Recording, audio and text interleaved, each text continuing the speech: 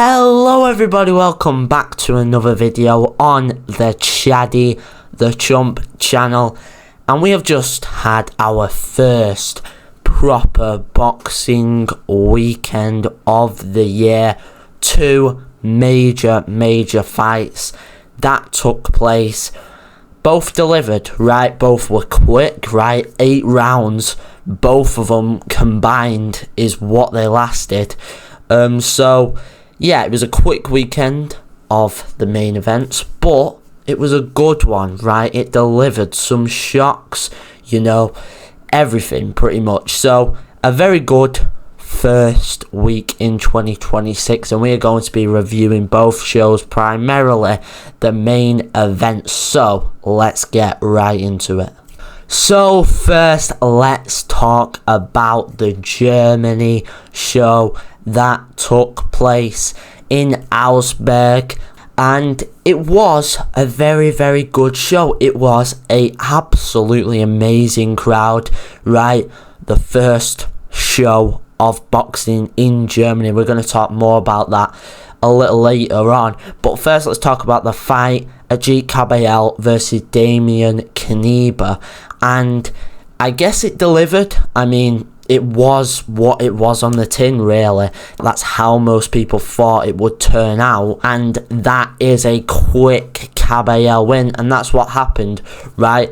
Knyba looked good in the first sort of 1-2 rounds, right? He was moving a lot, maybe more than he would have liked to be moving, and I knew, yeah, this ain't gonna last, right? There is no way Knyba is gonna move like a middleweight all fight, outboxing him, because he did probably win rounds 1 and maybe round 2, but you know, it's not going to continue like that, is it? It's not going to continue. And so, of course, round 3 comes about, and Kabayel gets the win by stoppage, spamming that right hand, and you know, he got stopped.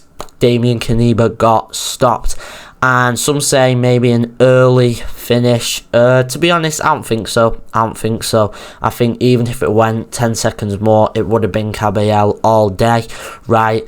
There was some interesting bouts, right? Some interesting things happened in a lot of stuff on that undercard, which we'll talk a bit about. But Kabayel does get the victory, and it is, you know, it was a banker, but it's really shown Kabayel out in the light now, right? Because before, you know, everyone was like, oh yeah, Kabayel, good heavyweight, right? Good resume. Could be a danger, but now that he's marketable, it's a completely different story. That crowd in Germany was absolutely exceptional. It was, you know, loud. They were loud. It sold out in a day, which was crazy. I thought at the time, like, wow, that sold out quick.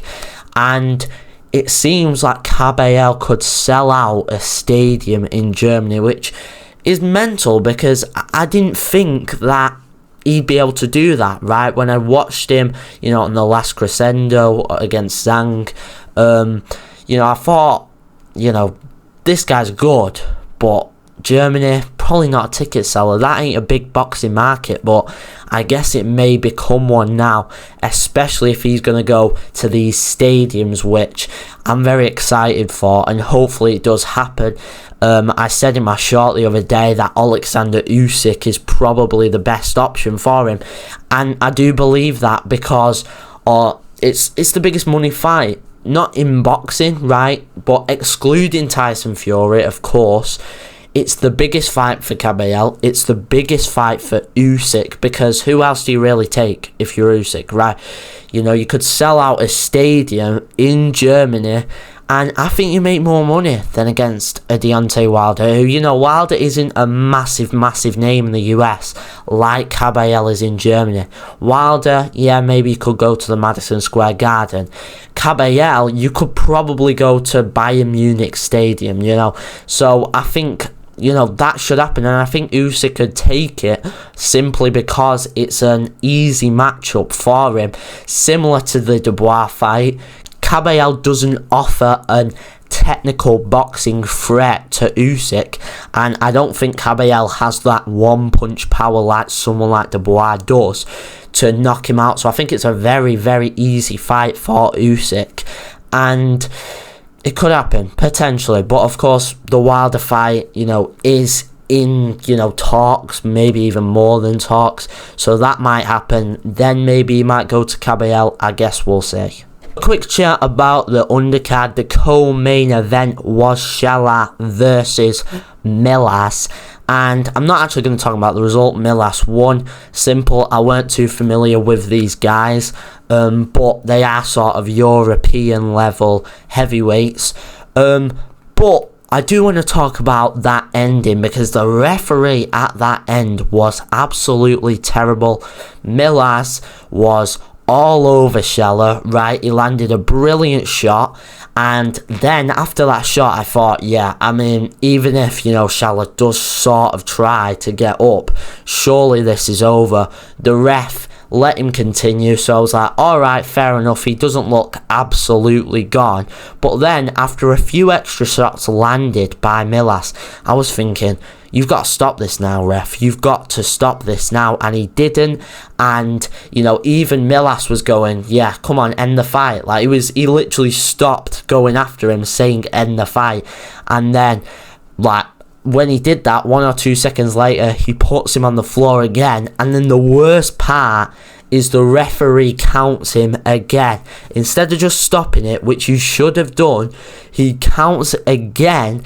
And even the corner threw in the towel, the ref didn't even notice. And in the end, yes, it was a Milas victory, but that referee was terrible. And, you know, it's dangerous. It's a dangerous sport, so stuff like that cannot be happening if you're a referee. Let's move on now and talk about Dalton Smith's world title victory over Subriel Matias. A controversial fight, in and out, right? The drug testing beforehand, then the gloves, right? That was a big issue last night on the night, but the fight went ahead, and in the end, Dalton Smith defeated Subriel Matias. A huge win for Eddie Hearn's man. Dalton Smith, you know, playing Matias at his own game and went to war with him, sort of similar to the style that Matias has. And he was losing at the start, but then in round 5 he got the knockout win against Matias. So a very, very good performance, right? And now he's a world champion. I didn't think he'd be able to do it, but he did. And Sheffield man, Britain man, he is going to have some, you know, great fights in the future. There are big fights to be made. You know, of course, I saw Richardson Hitchens is a potential opponent. Pitbull Cruz, you're talking about American fights there. But you could also talk about the British fight. The main one that could happen is Adam Azim versus Dalton Smith for the world title. Now, Eddie Hearn said he wanted to make that. Of course, it's Eddie Hearn versus Ben Shalom, Matchroom versus Boxer. That would be pretty cool to make. So let's hope Azim gets the win on January 30th. Then maybe even this could happen. You could do it in Sheffield. It'd sell out the arena pretty easily, I'd guess. And that would be an absolute barnstormer. So I very much hope that that happens. But anyways, guys, that is my review of the boxing weekend that just took place. A very good one. January 17th, there isn't much, right? There isn't much on that overall weekend. Some kind of smaller fights, but nothing big in the UK. I mean, there weren't a UK show this weekend, but there were, you know, great international fights, whereas, you know, this weekend there isn't much. But then January 24th we have Itoma vs Franklin, which I will be attending, so that is going to be a very, very good one.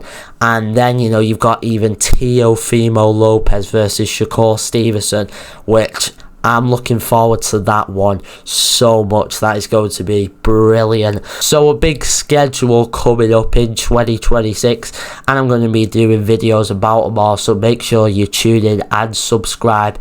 But anyways, guys, thank you for watching, and I'll see you in the next one. Goodbye.